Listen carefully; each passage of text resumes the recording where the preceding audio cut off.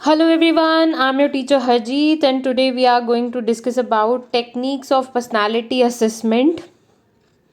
So without delay, we are going to start. In the field of personality assessment, the major focus is on the study of the nature and intensity of various characteristics which are generally reflected through the behavior of the individual in a given situation.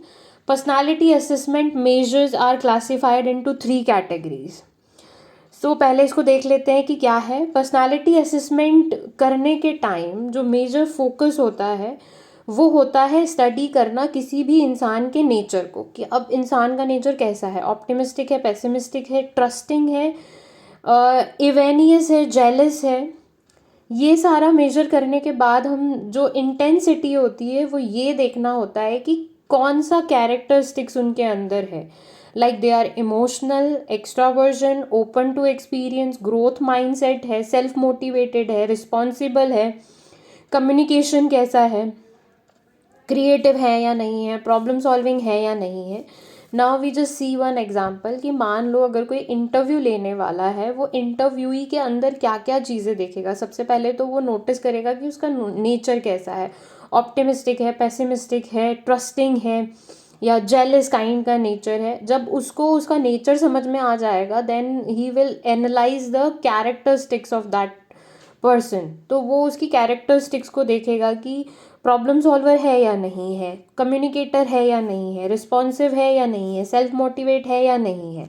Similarly जो एक psychologist होता है वो जब अपने patients को treat करता है, जब कोई भी पेशेंट उनके पास आता है तो दे विल सी कि किसी भी इंसान का नेचर कैसा है। ऑप्टिमिस्टिक है, टू मच ऑप्टिमिस्टिक तो नहीं है, ज़्यादा ऑप्टिमिज्म भी अच्छा नहीं होता है, पेसिमिस्टिक तो नहीं है, जेलस काइंड ऑफ नेचर तो नहीं है। जब वो नेचर को एनालाइज कर लेते हैं उसके बाद वो कैरेक्टरिस्टिक्स देखते हैं कि जैसे मान लो पेसिमिस्टिक है तो एंजाइटी आ रहा है उनको, डिप्रेशन आ रहा है उनको, क्या इशू हो रहा है। They will see the characteristics and follow the negative patterns they have.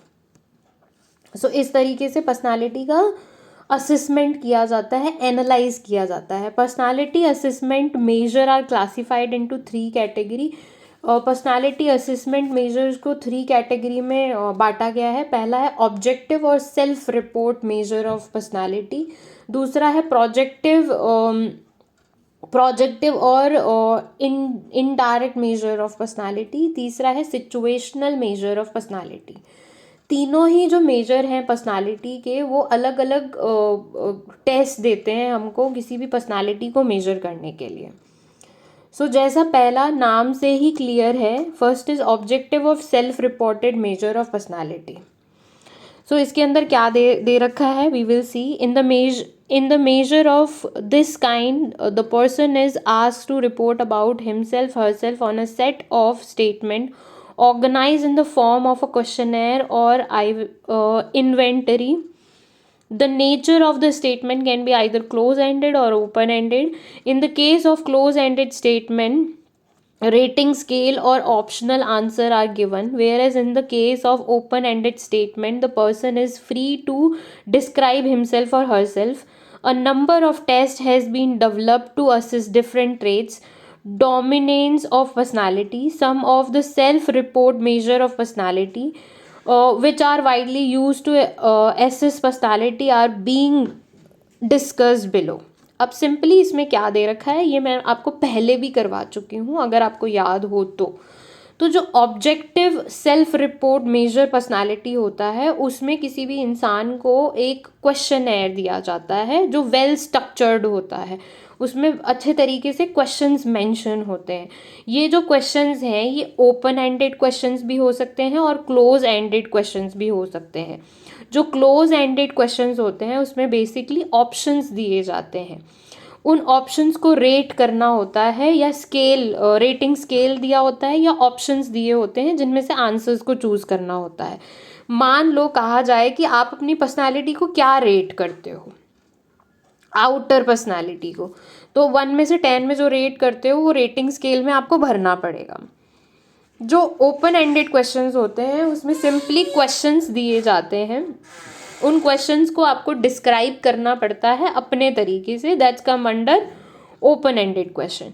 और उनको एनालाइज करके पर्सनालिटी के बारे में जाना जाता है कि इस इंसान की पर्सनालिटी क्या है. Some of the self report measure of personality which are widely used to assess personality are being discussed below. नीचे जो कुछ मेजर टेस्ट हैं जो पर्सनालिटी को एनालाइज करने के लिए किए जाते हैं वो नीचे दे रखे हैं.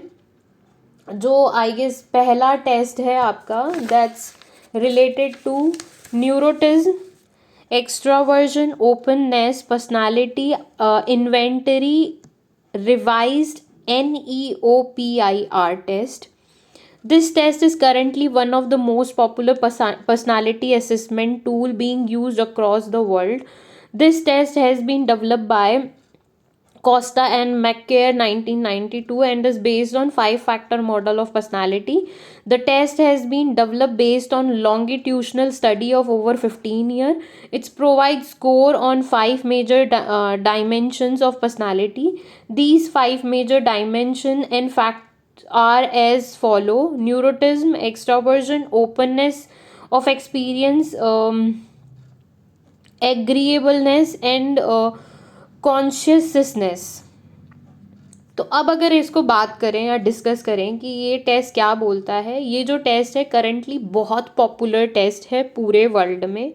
इस टेस्ट को डेवलप किया था कॉस्टा और मैककेयर ने 1992 में. ये बेस्ड है 5 फैक्टर्स के ऊपर. मॉडल ऑफ पर्सनालिटी बोलते हैं इसको. ये जो टेस्ट है इसको डेवलप होने में पूरे 15 और इसकी स्टडीज़ करने में पूरे 15 साल लगे हैं. ये प्रोवाइड करता है score based on 5 dimension of personality. ये 5 डायमेंशन है: न्यूरोसिज्म, उसके बाद है एक्सट्रावर्जन, उसके बाद है openness to experience, agreeableness and consciousness.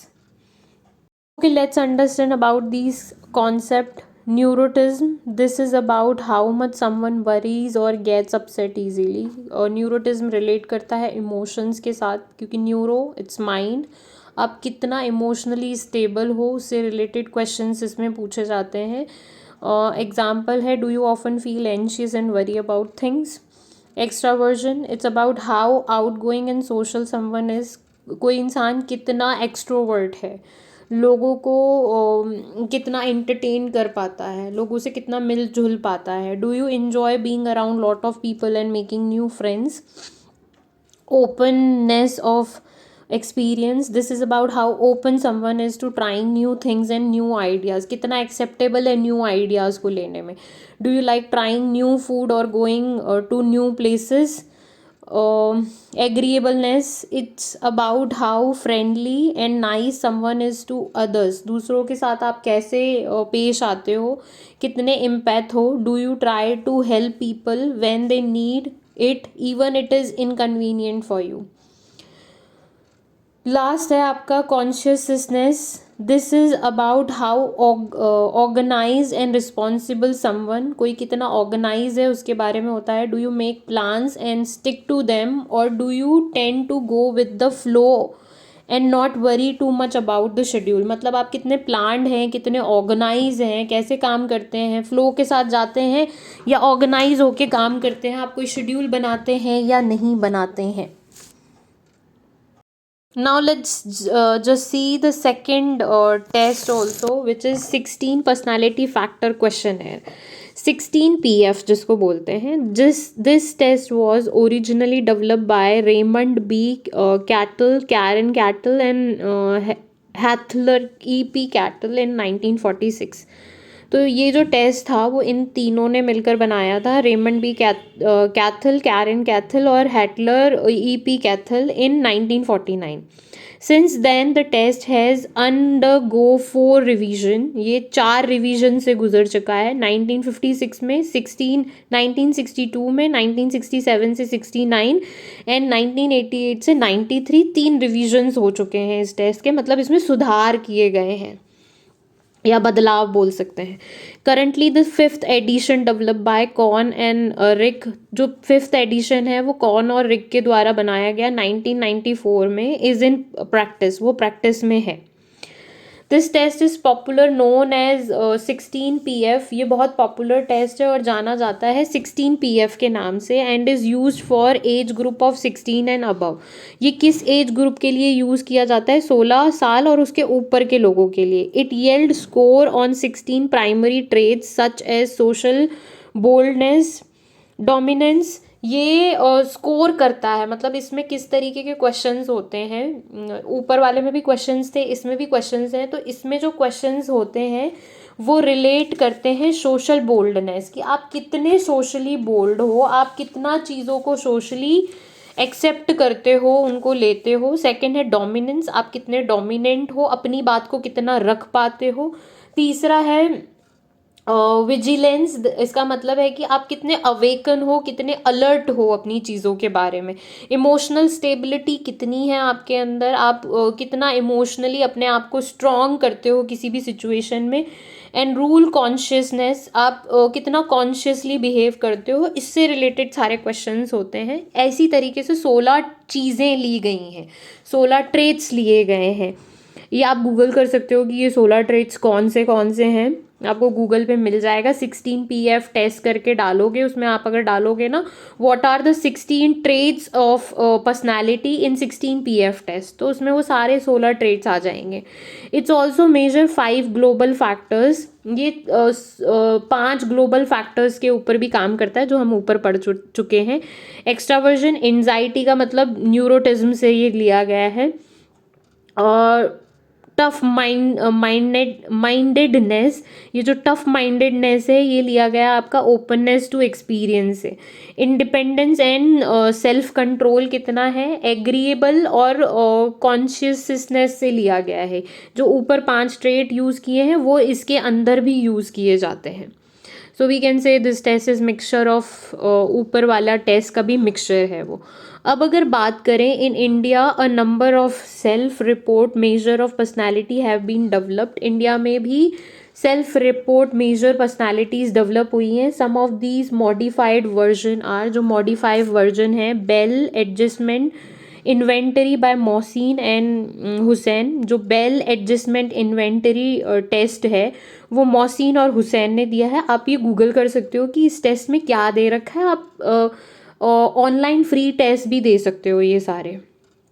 दूसरा है Maslow security insecurity inventory by Singh and Jamuar. ये इन्होंने डेवलप किया था। ये टेस्ट आप पूरा गूगल पे डालो, आपको मिल जाएगा ये टेस्ट क्या है। Maudsley personality inventory of Eysenck in Hindi by Singh and Jodhpur. Multiphasic personality inventory by Joshi and Malik amongst other. तो ये कुछ self report measures of personality हैं जो इंडिया में डेवलप किए गए हैं और इंडियन लोगों ने डेवलप किए हैं। अब आगे बढ़ते हैं।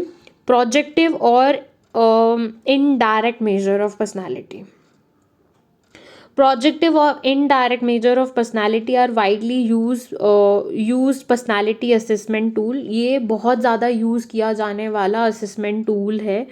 Unlike the self-report measures where the individual is provided with structured test stimuli, जो ऊपर हमने टेस्ट के बारे में पढ़ा, सेल्फ रिपोर्ट मेजर वाला टेस्ट, वो एक स्ट्रक्चर्ड मैनर में लिया जाता है जिसमें स्टिमुली यानी सिचुएशंस दी जाती हैं या कोई इवेंट के बारे में पूछा जाता है, जिसमें ओपन एंडेड क्वेश्चन होते हैं या क्लोज एंडेड क्वेश्चन होते हैं। In projective test the individual has to respond to unstructured और एम्बिग्यूअस स्टिमुली। इसमें जो इंडिविजुअल होगा वो अनस्ट्रक्चर्ड स्टिमुली के ऊपर अपने रिस्पॉन्सेस देगा। उसमें कोई भी क्वेश्चंस नहीं होंगे, कुछ नहीं होगा। That's based on the picture, या कुछ ऐसा चीज़ दी जाएगी, दिखाई जाएगी, उसके ऊपर रिस्पॉन्ड या रिएक्ट करना होता है या उसके बारे में बताना होता है कि आप इसके बारे में क्या सोचते हो। तो ऊपर वाला जो टेस्ट है ना उसमें फिर भी बायसेस क्रिएट हो सकते हैं कि बिकॉज आप कॉन्शियस हो सकते हो उस टेस्ट को लेकर कि मान लो कोई क्वेश्चन पूछा गया पर्सनालिटी के ऊपर और आप नहीं दिखाना चाहते हो कि आप नेगेटिव पर्सन हो, तो आप क्या बोलोगे, नहीं I am a positive person. मतलब वहाँ पे ट्रस्टवर्दी होना थोड़ा मुश्किल हो जाता है और वहाँ बायसेस क्रिएट हो जाते हैं कि आपको कोई जज कर रहा है उसके लिए। तो कई बार वो जो टेस्ट है उसमें प्रॉब्लम्स हो सकती हैं कि ऑथेंटिक होके वो कोई इंसान टेस्ट को ना दे। तो there is a something hidden in unconscious, जो चीज़ें जो हमने साइको एनालिसिस में पढ़ा था, जिसमें सिगमुंड फ्रॉइड ने बोला था कि something is hidden inside us which is unconscious and that is going to dance inside us every time. हमारी अनकॉन्शियस डिज़ायर्स हमारे अंदर होती हैं जो कंटिन्यूसली हमारे अंदर डांस कर रही होती हैं, जो हमें बिल्कुल समझ में नहीं आती हैं कि कहाँ से आती हैं। वो पांचों सेंसेस से डेवलप हो जाती हैं। जब हमने सेंसरी वाला पढ़ा था फर्स्ट चैप्टर के अंदर, और आई गेस सेकंड चैप्टर के अंदर पढ़ा था हमने, कि जो भी हमारी सेंसरी होती है वो बहुत सारा डेटा कलेक्ट करती है आसपास में। उस डेटा कलेक्शन से हमारे अंदर डिज़ायर्स उत्पन्न हो जाती हैं और ये डिज़ायर अनकॉन्शियस रहती हैं। तो अगर ऊपर वाला टेस्ट हमने दिया तो समवॉट हम बायस हो सकते हैं, लेकिन इस टेस्ट में जो अनकॉन्शियस फीलिंग्स जो होती हैं, जो इसमें देखो बोला गया है, the basic assumptions behind using unstructured test stimuli in projective test is that the individual project his or her latent और unconscious feeling। देखो बोल दिया इसने यहाँ पे कि ये अनस्ट्रक्चर्ड इसीलिए होता है ताकि जो उसके अंदर अनकॉन्शियस फीलिंग होती हैं, इमोशंस होते हैं, नीड होते हैं, मोटिव्स होते हैं, वो बाहर आ जाए। On to the ambiguous stimulus, the response of the individual in the form of projection reflect the nature of his or her। तो जो ये अनकॉन्शियस स्ट्रक्चर्स उनको दिए जाते हैं, प्रोजेक्शंस दिए जाते हैं, उनसे उनका जिस तरीके का नेचर होता है ना, हिडन नेचर, वो बाहर आ जाता है और समझ में आ जाता है कि ये क्या है। Some popular technique are Rorschach ink blot test, ये बहुत पॉपुलर टेस्ट है। I will like share a comment, comment बोल रही हूँ, I will share a link। उस लिंक में आपको रॉशाक इंक बोल्ड टेस्ट मिल जाएगा और बाकी और टेस्ट भी हैं तो वो भी मिल जाएंगे। आप 16 PF टेस्ट भी आपको उसमें मिल जाएगा। आप सर्च में जाके बस लिख देना ये टेस्ट के बारे में और देकर देखना कि ये टेस्ट कैसे होते हैं। Thematic appreciation test and Rotter incomplete sentence blank test है। ये कुछ इसी तरीके के टेस्ट हैं जो आपको वहाँ पर अवेलेबल हो जाएंगे और इनमें क्या होता है वो आप जब दोगे तो आपको समझ में आ जाएगा।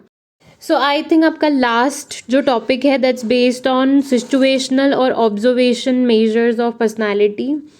जो दूसरी टेक्निक यूज़ करी जाती है पर्सनालिटी को एसेस करने के लिए, दैट इज़ सिचुएशनल बेस्ड और ऑब्जर्वेशन। नाम से ही देखो क्लियर है, सिचुएशन की कोई सिचुएशन क्रिएट की जाएगी, उस सिचुएशन में मेजर किया जाएगा, किसी को ऑब्जर्व किया जाएगा और उस ऑब्जर्वेशन के हिसाब से पर्सनालिटी को मेजर किया जाएगा। नाम से कितना क्लियर हो गया।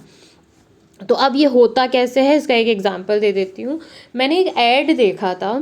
इस ऐड में क्या होता है कि एक बड़ा सा हॉल होता है, उस हॉल के अंदर बहुत सारे वुमेन और मैन को लाया जाता है और उनसे कुछ क्वेश्चंस पूछे जाते हैं।